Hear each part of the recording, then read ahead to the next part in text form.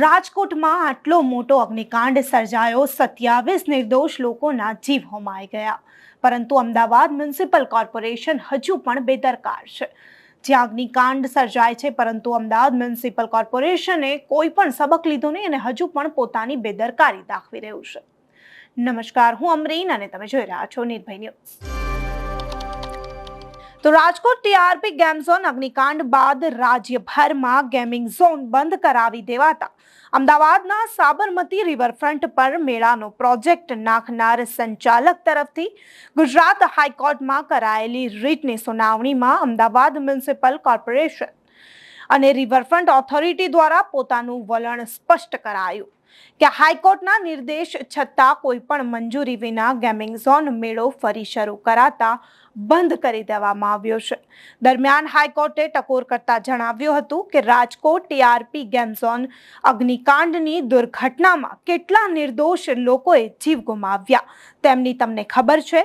શું તેમની તમને ખબર નથી? આવી દુર્ઘટના બાદ દરેકે પોતાની જવાબદારી સ્વેચ્છાએ જ સમજવી જરૂરી બને છે।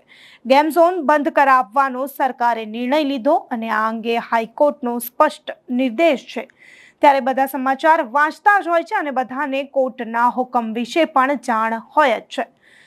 માટે આ મામલે જે ખંડપીઠ રાજકોટ દુર્ઘટનાની સુઓ મોટો પિટિશન સાંભળે છે તેની સમક્ષ તમારી રજૂઆત કરવી જોઈએ।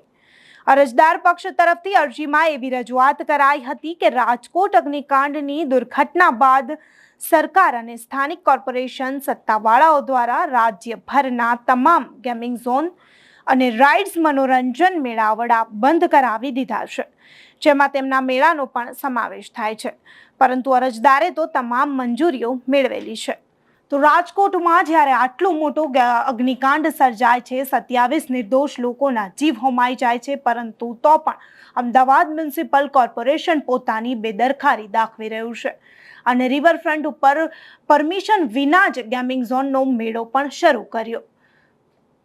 તો અહેવાલ વિશે તમારું શું કહેવું છે તેમને કમેન્ટ કરી ચોક્કસથી જણાવજો તથા અમારી ચેનલ નિર્ભય ન્યૂઝને લાઇક, શેર અને સબસ્ક્રાઇબ કરવાનું ભૂલશો નહીં। આભાર।